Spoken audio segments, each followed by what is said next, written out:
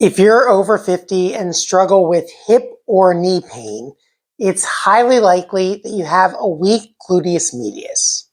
You might even know that already. But the real questions are, how did it get weak in the first place? And how do you actually make it stronger?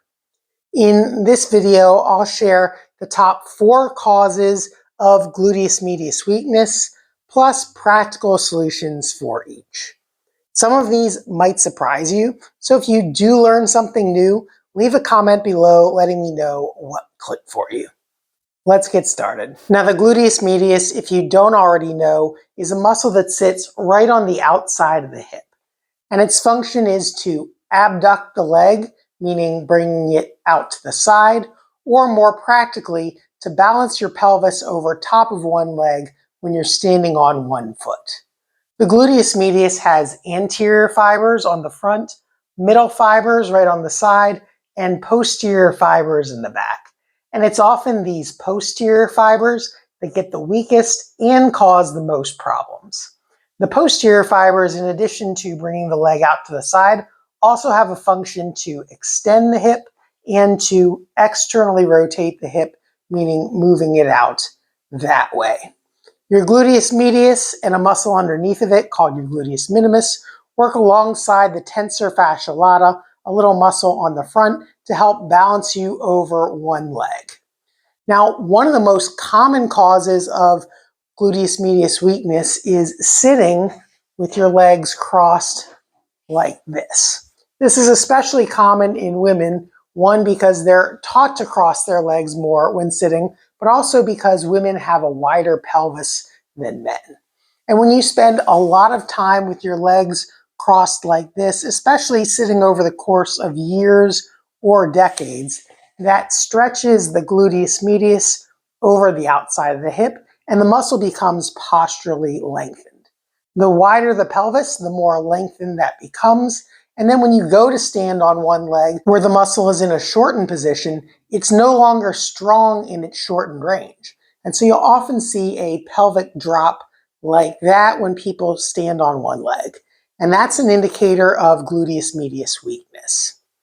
Now, one way that you can avoid that is by sitting with your knees hips width apart where socially appropriate, and avoiding sitting for long periods of time.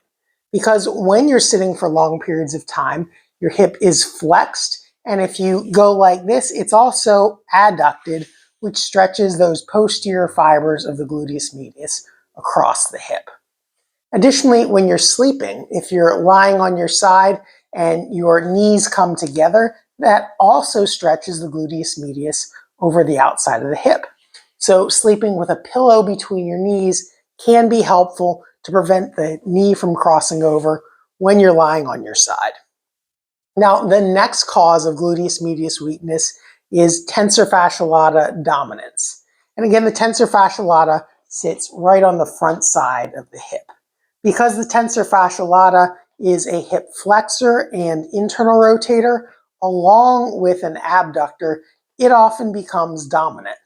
In part because when we're sitting, that tensor fasciae lata is in a shortened position, so it becomes short and strong, while the gluteus medius, particularly those posterior fibers, become lengthened and weak.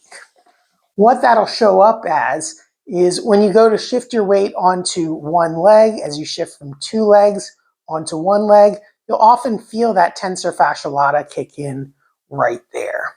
When you stand on one leg, if you notice that your knee goes inwards like that, where your hip goes into internal rotation, it's very likely that you're overusing your tensor fasciae lata and not using your gluteus medius as much as you should. So in order to strengthen your gluteus medius and minimize the use of your tensor fasciae lata when you're standing on one leg, try turning your knee out kind of as if you were doing a clamshell exercise. Now, when you do this, you should feel your gluteus medius muscles kick in.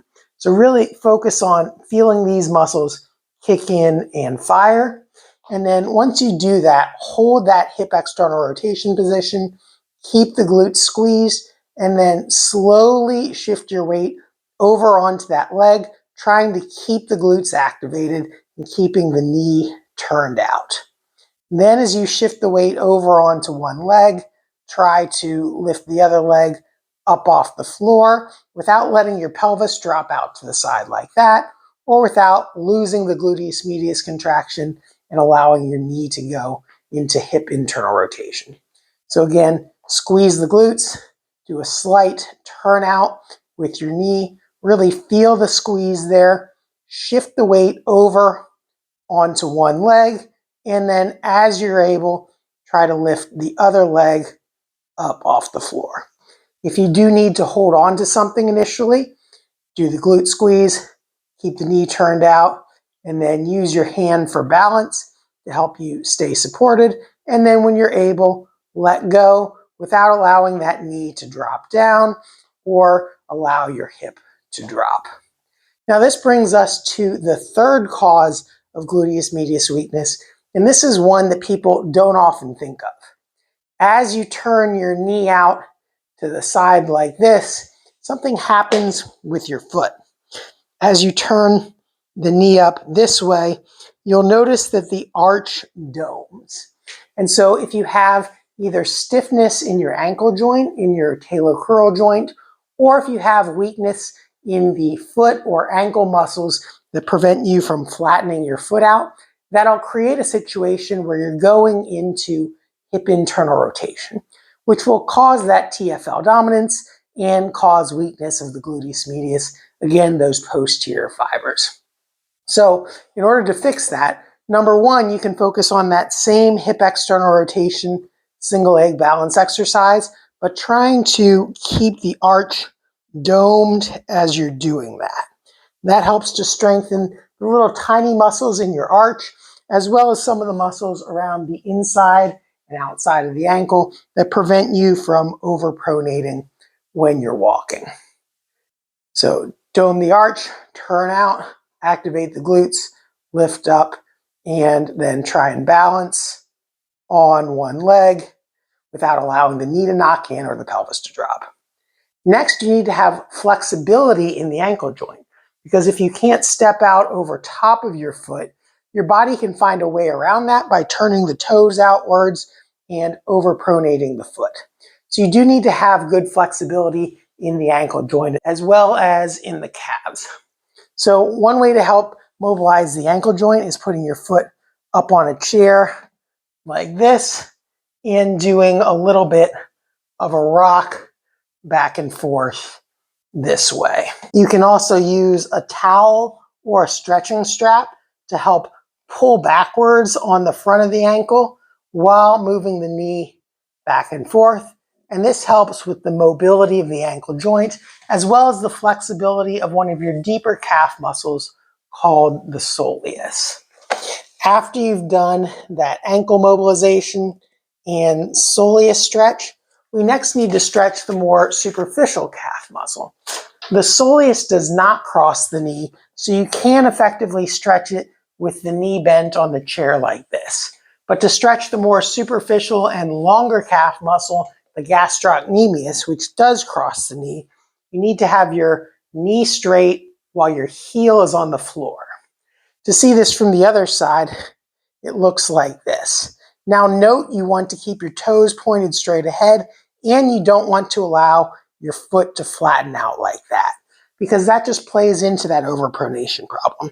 So again, dome the arch like this, take a small step forward, keep the toes pointing straight ahead, the heel on the floor, and the knee straight.